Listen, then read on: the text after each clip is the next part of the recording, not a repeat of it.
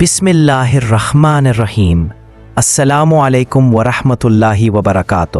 ناظرین، آپ دیکھ رہے ہیں اسکوپ ٹرینڈز، وہ جگہ جہاں ماضی کے سنہرے اور تاریک ابواب کو کھول کر حال اور مستقبل سے جوڑتے ہیں۔ آج ہم ایک ایسے تاریخی سفر کی ابتدا کرنے جا رہے ہیں جو نہ صرف مسلمانوں کے عروج کا آئینہ دار ہے بلکہ انسانی تاریخ کا ایک ایسا باب ہے جس نے تہذیب، علم، سائنس، فنون اور سیاست پر گہرے اثرات ڈالے۔ یہ ہے اندلس کی داستان، وہ داستان جو ایمان، بصیرت اور عدل اور تہذیبی روشنی سے بھری ہوئی ہے۔ یہ وہ وقت تھا جب یورپ تاریکی میں ڈوبا ہوا تھا، جب علم خانقاہوں میں قید تھا، اور عین اسی لمحے صحرائے عرب سے اٹھنے والی ایک قوم نے نہ صرف تاریخ کا رخ موڑا بلکہ ایک پورے براعظم کو علم اور حکمت کی روشنی میں نہلا دیا۔ 7ویں صدی عیسوی میں رسول اللہ صلی اللہ علیہ وسلم کے وصال کے بعد خلافت راشدہ کے دور میں اسلام کا پیغام برق رفتاری سے پھیلتا گیا۔ سون اپنے پر پھیلا لیے۔ یہ فتوحات صرف تلوار سے نہیں تھی بلکہ ایمان، انصاف اور نظم و ضبط سے تھی۔ اسلامی حکومت نے جہاں بھی قدم رکھا وہاں نیا معاشرتی نظام، عدل پر مبنی انتظامیہ اور علم و ہنر کو فروغ دینے والا ماحول پیدا کیا۔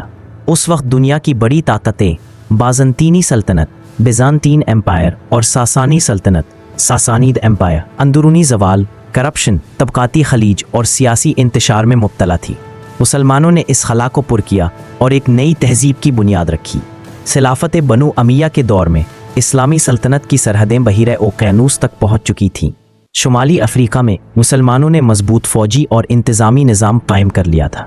یہی علاقہ بعد میں اندلس، اسپین کی فتح کا سنگ میل بنا۔ یہ وہ وقت تھا جب گورنر موسیٰ بن نصیر شمالی افریقہ تھا منتظم تھا۔ وہ ایک نہایت ذہین، عادل اور تجربہ کار رہنما تھا جس نے نہ صرف افریقہ میں اسلامی حکومت کو مضبوط کیا بلکہ بحری بیڑا اور سرحدی دفاع کو بھی منظم کیا۔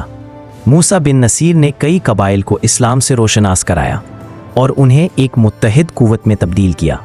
اسی نے اندلس کے دروازے کھولنے کے لیے ایک ایسے نوجوان کو تیار کیا جو آگے چل کر تاریخ کی علامت بن گیا۔ طارق بن زیاد۔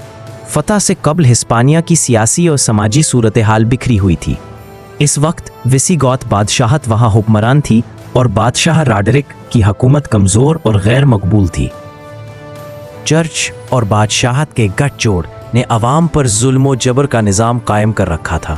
ٹیکس اتنے زیادہ تھے کہ غریب کسان اپنی زمینیں چھوڑ کر بھاگنے پر مجبور ہو جاتے۔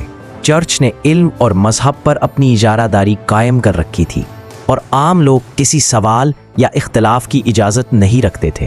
ملک کے اندرونی قبائل اور اشرافیہ میں اختلافات بڑھ چکے تھے۔ کئی مقامی سردار بادشاہ سے نالاں تھے اور بغاوت کے مواقع تلاش کر رہے تھے۔ یہی کمزوریاں بعد میں مسلمانوں کے لیے راہ ہموار بن گئی۔ تاریخ دانوں کے مطابق کچھ ویزیگوت سرداروں نے خود مسلمانوں سے مدد مانگی تاکہ راڈرک کے خلاف بدلہ لے سکے۔ اس طرح اللہ نے دشمن کے اندر سے ہی فتح کا سبب پیدا کر دیا۔ 780 کا سال، رمضان المبارک کا مہینہ، ایک چھوٹی سی مسلم فوج شمالی افریقہ کے ساحل سے کشتیوں پر سوار ہوئی۔ قیادت کر رہے تھے طارق بن زیاد، ایک نوجوان آزاد کردہ غلام لیکن عزم و بصیرت میں پہاڑ سے زیادہ مضبوط۔ 7000 کے قریب مجاہدین کے ساتھ وہ جبل الطارق کے مقام پر اترے جو آج بھی انہی کے نام سے مشہور ہے، جبرالٹر یعنی طارق کا پہاڑ۔ یہاں پہنچ کر طارق بن زیاد نے ایک غیر معمولی قدم اٹھایا۔ جہازوں کو جلانے کا حکم دیا تاکہ کوئی سپاہی واپسی کا خیال بھی نہ کرے۔ پھر اس نے وہ تاریخی خطاب کیا جو آج بھی جنگی تاریخ میں سنہری حروف سے لکھا جاتا ہے: اے لوگو، دشمن تمہارے سامنے ہے اور سمندر تمہارے پیچھے۔ اب تمہارے لیے بچنے کا کوئی راستہ نہیں۔ اللہ کی قسم، تمہارے پاس فتح کے سوا کوئی راستہ نہیں۔ یہ خطاب صرف حوصلہ نہیں تھا، یہ ایمان، یقین اور مقصد کی سچائی کا اعلان تھا۔ طارق بن زیاد اور راڈرک کے لشکروں کا ٹکراؤ 19 جولائی 791 کو وادی لکا کے مقام پر ہوا۔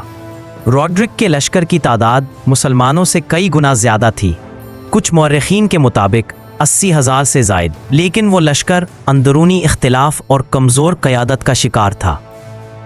دوسری طرف مسلمان نظم و ضبط، ایمان اور قیادت میں متحد تھے۔ जंग कई दिन जारी रही। मुसलमानों ने निहायत हिकमत अमली से दुश्मन के बाजुओं को तोड़ा, मरकज़ को निशाना बनाया और आखिरकार रॉड्रिक या तो मारा गया या भाग निकला। ये फतह महज एक जंग नहीं थी, ये यूरोप में इस्लाम के कदम जम जाने का आगाज़ था। फतह के बाद मुसलमानों ने तेज़ी से अंदलस के बड़े शहरों पर कब्ज़ा किया। कोर्दोबा जो बाद में इल्म व तहज़ीब का मरकज़ बना, अशबीलिया, तलैतला, टोलेदो जो विज़िगॉथ सल्तनत का दारुल हुकूमत था। मुसलमानों ने उन शहरों में दाखिल होकर लूट मार नहीं की, बल्कि अवाम को अमन व अमान दिया, मुनसिफाना निज़ाम कायम किया और मकामी ईसाइयों और यहूदियों को मजहबी आज़ादी फराहम की। यही रवैया मकामी अवाम के दिल जीत गया। बहुत से लोग इस्लामी हुकूमत के इंसाफ और टैक्सों में नरमी से मुतासिर होकर खुद ब खुद मुसलमानों के हामी बन गए। अंदलस में मुसलमानों की आमद ने न सिर्फ सियासी मंजरनामा बदल दिया, बल्कि इल्मी व तहजीबी इनकलाब की बुनियाद रख दी। जहाँ पहले चर्च इल्म को कैद रखता था, वहाँ मुसलमान खुले आम मदारिस, कुतुब खाने, रस्तगाहें और इल्मी मबाहिसे कायम करने लगे। ये वो बुनियाद थी जिस पर अगली सदियों में कोर्तबा, गरनाता और अशबेलिया जैसे शहर यूरोप के इल्मी व तहजीबी मराकज़ बन गए। नाजरीन, ये था अंदलुस की दास्तान का पहला एपिसोड, तुलुए अंदलुस। ये वो लम्हा था जब ईमान, क़यादत और हालात ने मिलकर तारीख़ पर रुख मोड़ दिया। एक छोटी सी जमात ने समंदर उबूर करके एक बराएज़म फतह किया और फिर वहाँ एक ऐसी तहज़ीब की बुनियाद रखी जो 8 सदियों तक दुनिया के लिए रोशनी का मीनार बनी रही। आने वाले एपिसोड्स में हम अंदलुस की इल्मी, फ़नकाराना, साइंसी और सियासी अज़मत को तफसील से देखेंगे और आखिर में इसके ज़वाल से वो सबक निकालेंगे जो आज भी उम्मत मुस्लिमा के लिए मिशल राह बन सकते हैं। अगर आपको ये वीडियो पसंद आई तो लाइक करें, शेयर करें और स्कोप ट्रेंड्स को सब्सक्राइब करना ना भूलें, ताकि तारीख़ के इन रोशन अबवाब की रोशनी आप तक पहुँचती रहे। अल्लाह हाफ़िज़।